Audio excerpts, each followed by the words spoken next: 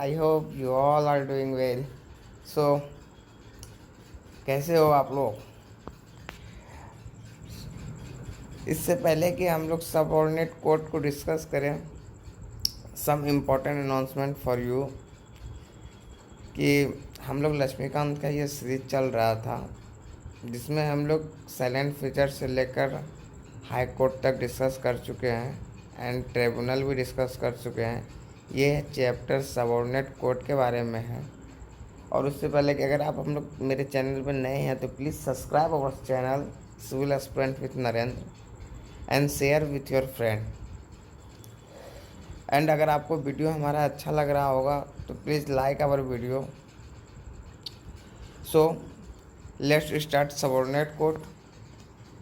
High supreme court देख लिया, right. हम लोगों ने सुप्रीम कोर्ट के बाद हाई कोर्ट देखा एंड देन हम लोगों ने आपका जो ट्रिब्यूनल्स है इनका हम लोगों ने यहाँ पे देखा, राइट। अब हम लोग देखेंगे सबऑर्डिनेट कोर्ट्स, राइट। अब नाम में ही लिखा सबऑर्डिनेट, यानी दे विल बी सबऑर्डिनेट, किसी के सबऑर्डिनेट होंगे, ठीक है। एंड सबऑर्डिनेट किसके होते हैं याद रखिएगा, हाई कोर्ट के सबऑर्डिनेट होते हैं, राइट। एंड क्या मतलब ये जो रोल परफॉर्म करते हैं जो सबऑर्डिनेट कोर्ट्स होते हैं, सो मेजरली ये छोटे छोटे जो केसेस होते हैं, स्मॉल केसेस, ठीक है। अब इनके लिए सीधा हाई कोर्ट नहीं जाया जा सकता, राइट। तो इनके लिए आप कह सकते हो डिस्ट्रिक्ट लेवल पे जुडिशरी की आपके पास अवेलेबिलिटी होनी चाहिए, राइट, ठीक है। डिस्ट्रिक्ट कोर्ट्स वगैरह होते हैं, ठीक है। तो ये आप हर एक शहर वगैरह में आप लोग देखते ही होंगे, राइट। ये आपको हर जगह दिखाई देते हैं। जैसे आप ये देखते होंगे कि अब उत्तराखंड का हाई कोर्ट क्या है, उत्तराखंड का हाई कोर्ट लेटेस्ट से हमारे यहाँ का नैनीताल है। अब यार बट हमारे शहर है वहाँ पे भी एक कोर्ट है, राइट। रुद्रपुर है वहाँ पे भी एक कोर्ट है, राइट। बाजपुर है वहाँ पे भी एक कोर्ट है, ठीक है। तो ये क्या है फिर, ठीक है। तो फिर नैनीताल का हाई कोर्ट तो क्या, ये क्या है फिर, समझो। तो ये आप कह सकते हो हाई कोर्ट तो पूरा स्टेट का एक है, तो इसके अंदर जितने भी शहर है, डिस्ट्रिक्ट है, छोटे छोटे कोर्ट्स वहाँ होते हैं, राइट। तो इस तरीके से अगर आप देखो तो एक सुप्रीम कोर्ट, फिर उसके अंदर बहुत सारे हाई कोर्ट, HC1 HC2 वगैरह, फिर उसके अंदर एक हाई कोर्ट के अंदर बहुत सारे डिस्ट्रिक्ट कोर्ट्स। तो इस तरीके से जो जुडिशरी है वो हमारे देश में आप कह सकते हो हर शहर में आपको कोर्ट्स मिलेंगे, ऐसा नहीं है, ठीक है। मजिस्ट्रेट ऑफिस आप लोगों ने सुना होगा, राइट। मजिस्ट्रेट वगैरह क्या होता है वो, ठीक है, वो कोर्ट्स ही होते हैं, ठीक है, छोटे डिस्ट्रिक्ट कोर्ट्स, ठीक है। हमारे शहर में भी कोर्ट है, ठीक है, बट हमारे यहाँ का नैनीताल हाई कोर्ट है, तो अब नैनीताल सब थोड़ी ना जा सकते हैं। और हाई कोर्ट बड़ी चीज़ों के लिए जाया जाता है, ठीक है। छोटे चीज़ों के लिए आप हाई कोर्ट नहीं, सीधे हाई कोर्ट में नहीं करोगे, पहले डिस्ट्रिक्ट कोर्ट से ही काम हो जाता है, ठीक है। उसके बाद अपील की जाती है, ठीक है। तो अब बात करते हैं what are the constitutional provision, right. तो 233 से 237 ये पार्ट 6 का आपका it deals with the you can say organisation of the subordinate courts, ठीक है। सबसे पहले आता है भाई इसमें first question, who appoints the जजेस, डिस्ट्रिक्ट के जजेस को कौन अपॉइंट करता है। तो याद रखना DG मतलब गवर्नर, ठीक, गवर्नर करता है सर के अपनी मन मुताबिक से नहीं, in consultation with the high court, high court से पूछ के ही डिस्ट्रिक्ट जज को अपॉइंट किया जाता है।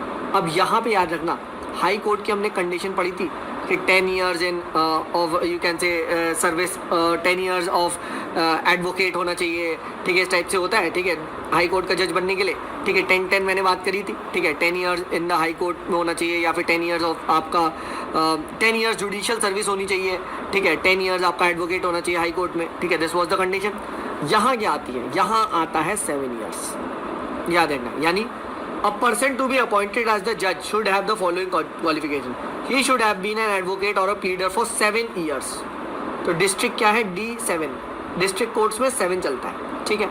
Second, he should not already be in the service of the center or the state government, ये भी ध्यान रखना, सर्विस ऑफ द सेंटर या स्टेट गवर्नमेंट में नहीं होना चाहिए वो बंदा। And third and the most important, high court द्वारा उसे रिकमेंड किया जाना चाहिए। This is very important guys, ये स्लाइड बहुत ज़्यादा इंपॉर्टेंट है, प्लीज़ ध्यान से सुनिए, ठीक है। पहली बात क्या है, हु अपॉइंट्स द जजेस, डिस्ट्रिक्ट के जज को कौन अपॉइंट करता है, गवर्नर, ठीक है, गवर्नर। और क्या क्वालिफिकेशन है, 7 years वो प्लीडर होना चाहिए, ठीक है, किसी भी सर्विस में सेंटर या स्टेट की नहीं होना चाहिए, ठीक है। And he should be recommended by high court for the approval. इससे क्वेश्चन आता है, ठीक है, याद रखना। जितने भी आप लोग टेस्ट वगैरह दोगे इसमें ये क्वेश्चन दिखाई देंगे। उसके बाद देखिए जो मेंबर्स वगैरह होते हैं जुडिशियल सर्विस के लिए जो अपॉइंट होते हैं, तो आप लोगों ने देखा होगा एक स्टेट जैसे UPSC है, ठीक है, वैसे क्या होता है स्टेट PSC कंडक्ट करवाता है एग्जाम्स, ठीक है। तो स्टेट जुडिशरी के जो एग्जाम्स होते हैं, ठीक है, उसके थ्रू और लोग को हायर किया जाता है, ठीक है। अदर देन जो डिस्ट्रिक्ट जजेस है, देखो डिस्ट्रिक्ट जजेस तो अपॉइंट गवर्नर ने कर दिए, बट उसके अंडर भी तो बहुत सारे जजेस वगैरह और ये सारी चीज़ें होंगी, ठीक है। तो appointment of person to the judicial service of the state is done through an exam, ठीक है। एग्जाम होता है जनरली, अगर आप लोग देखते होगे जुडिशियल सर्विस के भी बहुत सारी कोचिंग वगैरह होती है, ठीक है, दिल्ली वगैरह में, ठीक है, डिस्ट्रिक्ट जुडिशियल सर्विस वगैरह की, तो वो एग्जाम निकालना होता है। खैर ये सब इंपॉर्टेंट नहीं है, ये सब गलत है, ठीक है, ऐसा इंपॉर्टेंट नहीं है। एक चीज़ ध्यान रखना, डिस्ट्रिक्ट लेवल पे हर जगह क्या होता है ना, ये क्वेश्चन पूछा जाता है, कोर्ट्स का स्ट्रक्चर अलग होता है, ये स्टेट टू स्टेट वेरी करता है, but supreme court and high court very नहीं करता, ये ध्यान रखना, ठीक है। वो तो क्योंकि एक ही है ना, तो अलग अलग जो डिस्ट्रिक्ट है, अलग अलग स्टेट है, उसमें क्या होता है, लोअर जुडिशरी का ये क्या होता है, लोअर जुडिशरी का जो स्ट्रक्चर है वो अलग होता है, ठीक है, ये यहाँ पे ध्यान रखना, ठीक है। डन, यहाँ तक क्लियर है। और एक चीज़ हमेशा ध्यान रखना, सबऑर्डिनेट कोर्ट पे पूरा कंट्रोल यहाँ हाई कोर्ट का ही होता है, यानी यहाँ पे किसकी कौन डिस्ट्रिक्ट जज बनेगा, किसका ट्रांसफ़र होगा, राइट, ठीक है, क्या पोस्टिंग होगी, ये वो सब कुछ आप कह सकते हो हाई कोर्ट द्वारा ही हो रहा है। दैट इज़ वाई नेम से सबऑर्डिनेट कोर्ट, ठीक है, ये यहाँ पे ध्यान रखना। डन, यहाँ तक क्लियर है।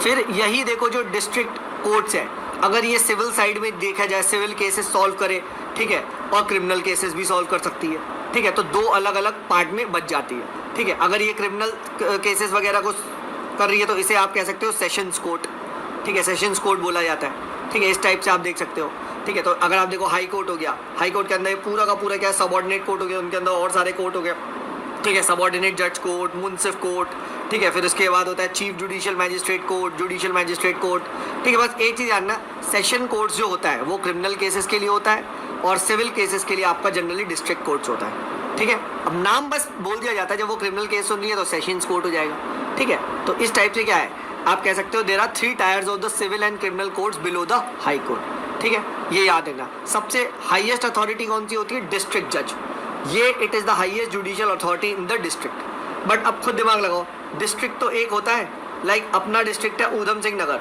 ठीक है, बट ऊधम सिंह नगर एक डिस्ट्रिक्ट है, बट इसके अंदर बहुत सारे टाउन आते हैं, राइट, सपोज करो काशीपुर, ठीक है, आपका रुद्रपुर, ठीक है, बाजपुर वगैरह, I am just telling you.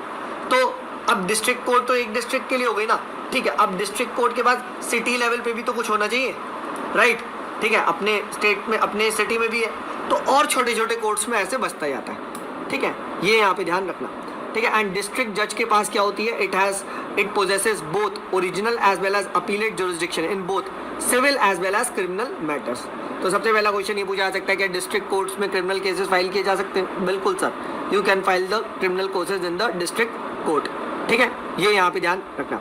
अब जब ये सिविल केसेस से डील कर रही होती है, या ये जज होता है सिविल केसेस से, तो सिंपली हम बोलते हैं डिस्ट्रिक्ट जज है, एंड जब ये क्रिमिनल केसेस डील कर रहा होता है तो he is called as the sessions जज, ठीक है। तो इस टाइप से पूछा जाता है सेशन जज किससे डील करेगा, सेशन कोर्ट किस लिए होती है, that is for the criminal cases. But थोड़ा थोड़ा देखिए पता होना चाहिए, this is not a law exam, क्या पूरा का पूरा सेशन कोर्ट कैसे चलती है, भाई ये सब मुझे भी नहीं पता है और आपको भी नहीं जानना है, ठीक है, लॉ में नहीं जाना है, ना ही यूपीएससी इतना पूछेगा, ठीक है। पूछना जो था वो तो 2 पेज पहले हमने कवर कर लिया, बस मैं तो वो बता दे रहा हूँ आपको, ठीक है, क्योंकि टेस्ट वगैरह जो आप दोगे उसमें ये सारे क्वेश्चन आते हैं, ठीक है। तो बस ये थी, ध्यान रखना, राइट। और अगर आपका लॉ ऑप्शनल है तो अलग बात है, राइट, तब तो आपको ये सब पढ़ना ही है, ठीक है। तो ये यहाँ पे ध्यान रखिएगा, ठीक है। अच्छा, एक चीज़ और क्या है, क्या सेशंस कोर्ट या क्या क्रिमिनल कोर्ट डेथ सेंटेंस सुना सकती है, यस, ये भी सुना सकती है, बट एक चीज़ ध्यान रखना, क्या, a capital punishment passed by him is subjected to the confirmation of high court, ये हमने पहले ही बताया था, वेदर अपील की गई हो या नॉट, ये याद रखना, ठीक है। I think this is absolutely clear. अब डिस्ट्रिक्ट एंड सेशन कोर्ट्स के अंदर भी आपके छोटे छोटे और कोर्ट्स होते हैं, जैसे कोर्ट ऑफ द सबऑर्डिनेट जज on the civil side and court of the chief judicial magistrate on the criminal side, right. फिर आपने ये देखा होगा सबऑर्डिनेट जज छोटे छोटे सिविल सूट्स के लिए होता है, ठीक है, और जो आपका चीफ जुडिशियल मैजिस्ट्रेट है ये आपके छोटे मोटे क्रिमिनल केसेस के अप टू 7 ईयर्स तक की, जिसमें आप कह सकते हैं सज़ा है, उनके लिए होता है, ठीक है। अब आपने देखा होगा कि ये देखा आप लोगों ने, जैसे सपोज करो लेटर से आपको पुलिस पकड़ के ले गई, ठीक है, अब पुलिस जैसी पकड़ के ले आती है तो क्या होता है, आपने देखा होगा नेक्स्ट डे बेल मिल गई, नेक्स्ट डे क्या 1 घंटे में बेल मिल के घर आ गए वापस, कैसे, ये कैसे हुआ, ठीक है भाई, बेल तो मैजिस्ट्रेट देता है ना, तुम इतनी जल्दी कैसे डिस्ट्रिक्ट में पहुंच गए, ठीक है मेरे भाई, वो ये छोटी छोटी कोर्ट्स ही होती है मैजिस्ट्रेट की, जो वहाँ से बेल मिलती है, ठीक है। ऐसे तो पुलिस हमेशा अरेस्ट कर लेगी किसी को, बेल कौन छुड़ाएगा, ठीक है। बेल के लिए if you are going to high court, तो भाई हाई कोर्ट तो यहाँ से नैनीताल है, नैनीताल यहाँ से 4 घंटा है, 3 घंटा है, तो क्या 3 घंटा पहले नैनीताल जाएंगे चेक कराने?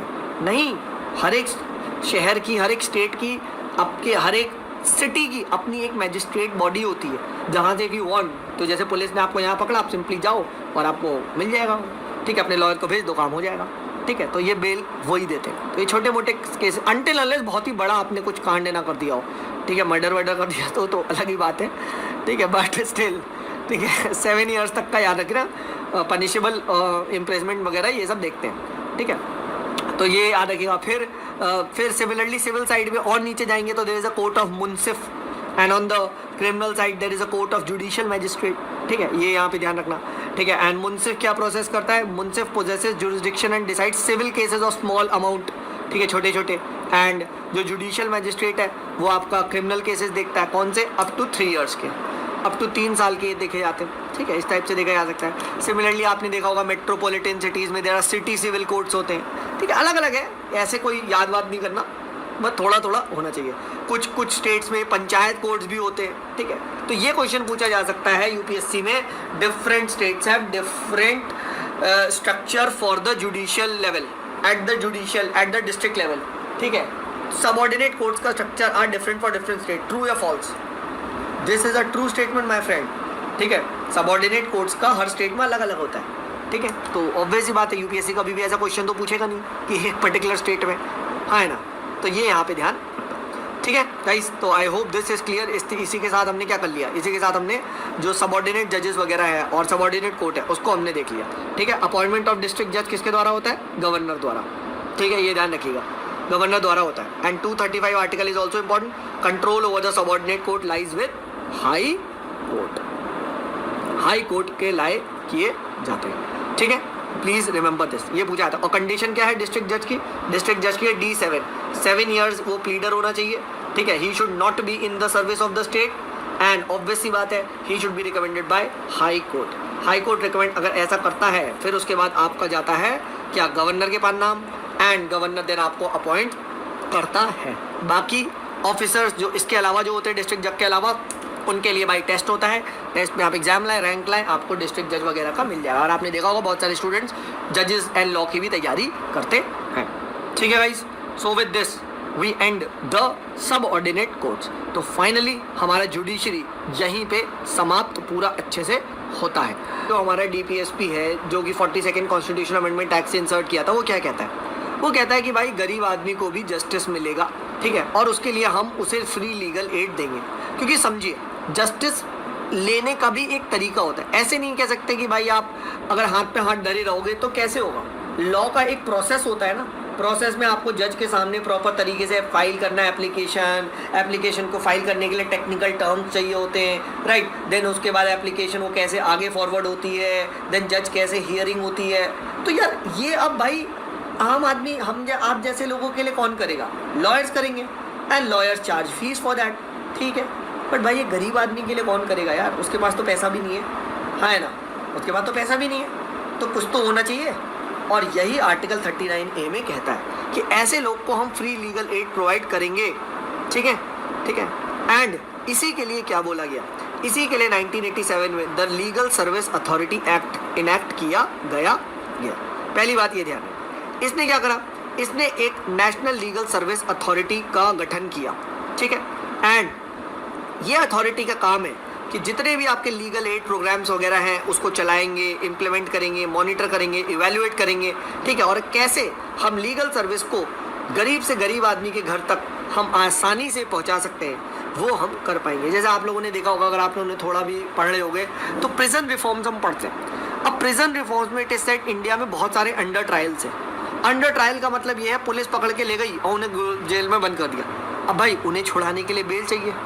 अब बेल के लिए भाई उनके घर वालों के पास पैसे नहीं है कि एक लॉयर को हायर करें, लॉयर हायर करेगा तो फिर वो जाएगा मैजिस्ट्रेट के पास, मैजिस्ट्रेट के पास जाएगा तो वो बेल मिल जाएगी और वो छूट जाएंगे, तो भाई वो जेल में ही बंद है, ठीक है, कि पैसे ही नहीं है, ठीक है। बट यार ये तो अन्याय हो रहा है, क्योंकि वी नो दैट पुलिस पे बहुत ज़्यादा प्रेशर होता है। काफ़ी बार ऐसा देखा गया है कि पुलिस किसी को भी रैंडमली पकड़ के जेल में डाल देती है पब्लिक को बस सेटिस्फाई करने के लिए, राइट, ठीक है। तो ऐसे लोगों का कैसे करा जाए, ठीक है, तो उसके लिए ही ये बॉडी बनाई गई है कि फ्री लीगल एड ऐसे लोग को दिया जाए। सिमिलरली स्टेट लेवल पे भी क्या बात है, स्टेट लीगल सर्विस अथॉरिटी का गठन किया गया, ठीक है।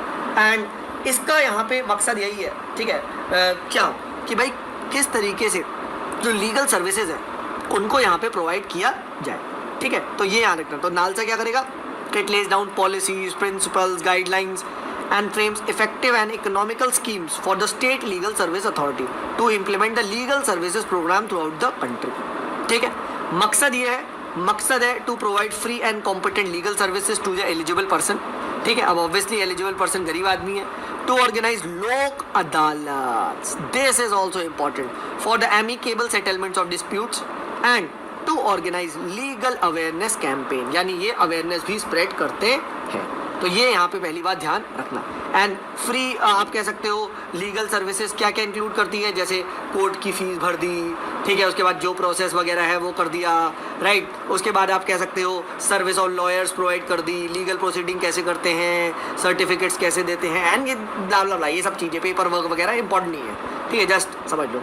अच्छा, क्वेश्चन ये आया था प्रीलिम में, ठीक है, क्या who are the person eligible for getting the free legal aid service, किनको याद रखना, women and children, members of SC ST, industrial workman, victim of mass disaster जैसे फ्लड, ड्राउट, अर्थक्वेक वगैरह, डिसेबल्ड पर्सन, डिसेबल्ड तो नहीं है, differently abled, ठीक है, differently abled person, person in custody, ठीक है, person whose annual income does not exceed 1 lakh, ये ध्यान रखना, ठीक है, victims of trafficking in the human beings और बिगार, ठीक है, इस टाइप से आप कर सकते हो, ठीक है। तो 1 लाख से कम वाला जो बंदा है उसको ये सब चीज़ें मिलेगी, इनके लिए आप कह सकते हो फ्री लीगल एड प्रोवाइड की जाएगी। अब आपकी सैलरी अच्छी खासी है तो आपको नहीं मिलेगा, ठीक है।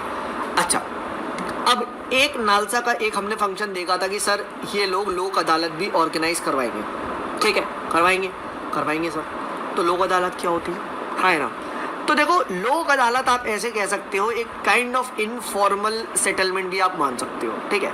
इनफॉर्मल सेटलमेंट मतलब कि कोई लेटर से केस है, वो लेटर से आपने कोई डिस्ट्रिक्ट कोर्ट वगैरह में फाइल कर दिया, but then you decide, and वहाँ तारीख पे तारीख चलती जा रही है, but then A and B party के बीच में एक थर्ड पर्सन या लोक अदालत की मदद से हमने लिटिगेशन स्टेट में ये सॉल्व कर दिया, so that they withdraw the case and यहीं पे डिस्प्यूट का सहारा निकाल ले।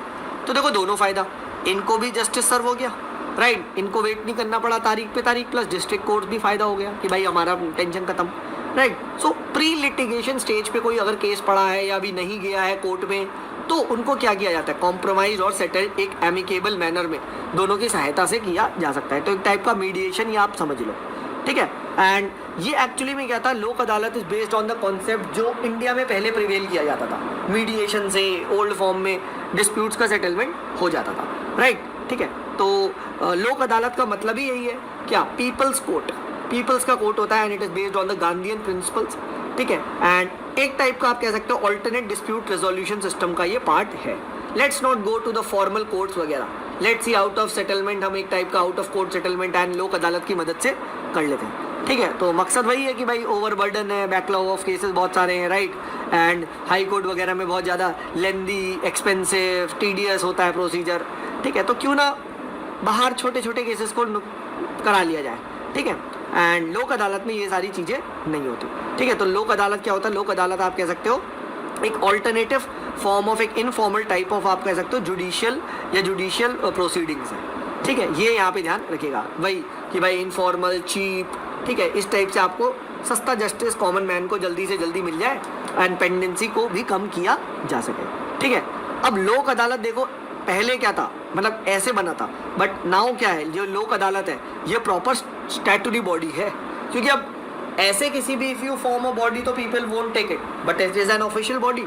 सो Lok Adalat has been given a statutory status under NALSA act 1987 में, ठीक है। तो ये यहाँ पे ध्यान रखना, एंड प्रॉपर ये प्रोविजंस वगैरह लिखे गए हैं, ठीक है, प्रॉपर प्रोविजंस वगैरह लिखे गए हैं, ठीक है, कि क्या क्या उनके जो लोक अदालत के जुरिडिक्शन रहेंगे, राइट। इस टाइप से आप just you can just give it a read, ठीक है। जैसे आप कह सकते हो कोई मैट्रिमोनियल फैमिली डिस्प्यूट है, ठीक है, कोई लैंड वगैरह का डिस्प्यूट चलते रहता है, ठीक है, कुछ टाइप आप कह सकते हो कोई लेबर डिस्प्यूट है, कोई इलेक्ट्रिसिटी का कोई मैटर है, ठीक है। अब इसके लिए कौन जाएगा यार, डिस्ट्रिक्ट कोर्ट और हाई कोर्ट और सुप्रीम कोर्ट, भाई यही काम है क्या उनके पास, ठीक है। उनको इतने बड़े बड़े केस निपटाने, ठीक है, करोड़ों रुपए के। अब तुम्हारे हाउस टैक्स का कुछ केस वगैरह है तो यहीं से ले लो, लोक अदालत से सॉल्व करा लो, ठीक है। तो ये क्या है, ये आप कह सकते हो these are being taken up by the Lok Adalat, ठीक है। एंड ठीक है, ये यहाँ पे ध्यान रखिएगा। बाकी ये भी ध्यान रखिएगा, इस पे ना there is no court fee, इनकी कोई कोर्ट फी नहीं होती। अगर कोर्ट फी हो गई है पेड तो लोक अदालत विल रिफंड इट, ठीक है। पहली बात तो ये ध्यान रखिएगा, ठीक है। एंड बहुत ही फ्लेक्सिबल वे में वर्क करते हैं, राइट। ये ऐसा कोई procedural laws like civil procedure code वगैरह, एविडेंस एक्ट वगैरह ये सब फॉलो नहीं करते, सिर्फ प्रिंसिपल्स ऑफ नेचुरल जस्टिस को फॉलो करते हैं, right. And the award by the Lok Adalat is binding on the parties and it has a status of a degree or a civil court, right, and it is non appealable, right। मतलब उस award को ये नहीं कह सकते कि हमें ये सही नहीं लग रहा, हम इसकी अपील कर रहे हैं। आप एक फ्रेश केस फाइल कर सकते हो हाई कोर्ट में, ये ध्यान रखना, बट उसकी अपील नहीं सुनी आएगी। तो एक ये भी क्वेश्चन पूछा था लोक अदालत का अवार्ड, क्योंकि भाई दोनों मिल के गए ना लोक अदालत। लोक अदालत में तभी जाया जाता है जब ए और बी दोनों राहती, हाँ चलो ठीक है हम लोक अदालत में निपटाते हैं। तो अब निपट गया तो निपट गया भाई, इसकी अपील फाइल नहीं होगी, सिंपल। आप अब जैसे बी सपोज करो इज नाराज विद डिसीजन, तो बी कहेगा ये केस यहीं खत्म, मैं फ्रेश यही केस को दोबारा एक्टिव करूंगा हाई कोर्ट या डिस्ट्रिक्ट कोर्ट या जहाँ भी मुझे करना है, ठीक है। तो ये यहाँ पे ध्यान रखना, राइट। तो इस टाइप से बात कर सकते हैं, ठीक है। It is less expensive, less time consuming and ये सारी चीज़ें आप आराम से पढ़ सकते हैं, ठीक है। इसमें ऐसी कोई बताने की चीज़ नहीं है, ठीक है। तो लोक अदालत का ये कॉन्सेप्ट यहाँ पे ध्यान रखिए। एंड फिर ये जो लोक नालसा एक्ट था 1987 में, इसने 2002 में इसको अमेंड किया गया एंड परमानेंट लोक अदालत की आप कह सकते हो स्थापना करने की बात चली, ताकि भाई एक फिक्स्ड लोक अदालत होंगी एंड वहाँ पे आप जा जाके सब लोग अपना जो जिसको भी डिस्प्यूट सुलझाना है वो करवा सकते हैं, राइट, ठीक है। तो लोक अदालत के बारे में यहाँ पे आप आराम से पढ़िए। बट इसका एक ड्रॉबैक भी होता है कि यार लोक Adalat is generally based on the compromise, principles of compromise or settlement between parties. So if parties do not arrive at a compromise or settlement, the case is either returned to the court of law or the parties are advised to seek the remedy in the court of law. तो ये चीज़ बहुत आप कह सकते हो दिक्कत है, तो इसकी वजह से बहुत सारा डिले वगैरह भी होता है, राइट। तो ठीक है, ये ध्यान रखिएगा। फिर हमारे देश में देखिए फैमिली कोर्ट्स वगैरह भी होते हैं, ठीक है, क्योंकि आपको पता है इन इंडिया फैमिलीज़ में बहुत सारा इश्यूज़ होता है, राइट, मैरिज, डाइवोर्स, प्रॉपर्टी को लेके। तो उन्हीं को सुलझाने के लिए फैमिली कोर्ट एक्ट 1984 आया था, ठीक है। एंड आप कह सकते हो जैसे यहाँ पे जो सेपरेट फैमिली कोर्ट्स है उनको बनाए गए, ठीक है। एंड काफ़ी लोगों ने इसको रिकमेंड भी किया था कि फैमिली कोर्ट्स बनाने चाहिए। एंड मकसद है कि एक्सक्लूसिवली जो फैमिली रिगार्डिंग मैटर्स है उसको आप कह सकते हो उसको सुलझाया जाए, ठीक है, एक इनएक्सपेंसिव रेमेडी प्रोवाइड की जाए, ठीक है। तो इस टाइप से क्या है फैमिली कोर्ट भी हमारे देश में है, ठीक है। On this is also statutory body, family court act से बनी है 1984 की, ठीक है। ये यहाँ पे ध्यान रखिएगा। एंड कौन कौन सा जुरिडिक्शन है, वही मैट्रिमोनी वाला, प्रॉपर्टी वाला, डिस्प्यूट बिटवीन स्पाउस, ठीक है, लेजिटिमेसी ऑफ एनी पर्सन, ठीक है, इस टाइप से आप कह सकते हो maintenance of wife, children, old parents वगैरह, ठीक है। तो ये आप यहाँ पे रीड कर सकते हैं, ऐसा कुछ इतना इंपॉर्टेंट नहीं है, just give this a read.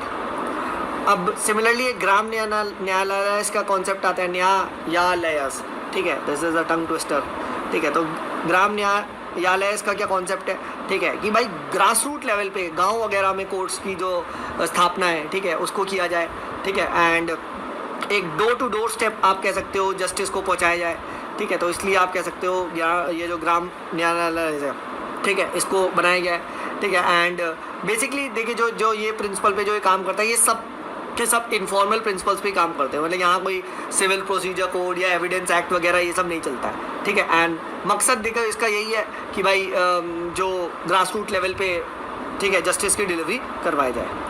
But इसमें ये क्वेश्चन पूछा जाता है टेस्ट वगैरह में दोगे कि इसके प्रिसाइडिंग ऑफिसर को कौन अपॉइंट करता है। It is appointing by the state government in consultation with the high court, ठीक है, ये जानेंगे। एंड जो ये ग्राम न्यायालय है, ठीक है, that shall be established for every panchayat at the intermediate level, ठीक है, या फिर बहुत सारी 2-3 पंचायत को मिला के एक पे, ठीक है। तो ये यहाँ पे ध्यान रखिएगा। एंड ये मोबाइल कोर्ट्स होती हैं, आज यहाँ लगी है, कल कहीं और लगेगी, ठीक है। एंड इनके पास दोनों पावर्स होती है, criminal as well as civil.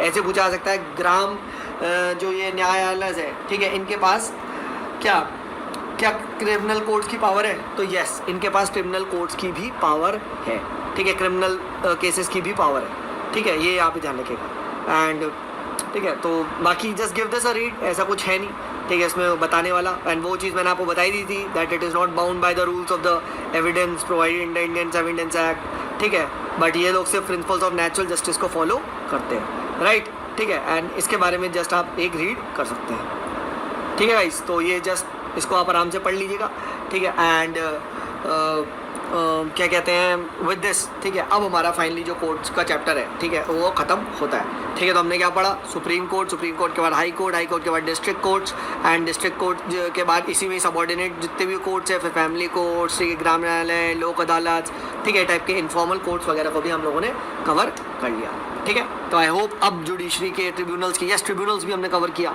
ठीक है, आफ्टर यहाँ पे हाई कोर्ट के बाद ट्रिब्यूनल्स भी हम लोगों ने देख लिया, ठीक है। याद रखना 323A वर्सेस 323B दोनों में डिफरेंस पूछा जा सकता है। ए किसके द्वारा, ए ओनली पार्लियामेंट द्वारा, किसके लिए, only for the administrative service issue, B किसके द्वारा, दोनों के द्वारा किया जा सकता है फॉर एनी अदर इशू, ये पूछा जाता है गाइस, ठीक है। सो आई होप आपको समझ में आया होगा, ठीक है, इतना ही पढ़ना है, ठीक है। डोंट गो इनटू डीप, और पता चले ग्राम न्यायालय पे PhD कर दो, फैमिली कोर्ट अगली पता चले आप फैमिली कोर्ट बना रहे एक नई, ठीक है, ये सब चीज़ें मत करना, ठीक है। इतना ही पूछा जाएगा और प्रीवियस ईयर क्वेश्चन पे जरूर नज़र रखें, ठीक है। चलिए फिर आप लोगों से नेक्स्ट वीडियो में मिलता हूँ, नेक्स्ट क्लास में मिलता हूँ। एंड आई होप आप लोग को समझ में आ रहा है, ठीक है। एंड टेस्ट ज़रूर दें, ठीक है, और अब टेस्ट को अच्छे से सॉल्व करें। अभी और भी टेस्ट होंगे।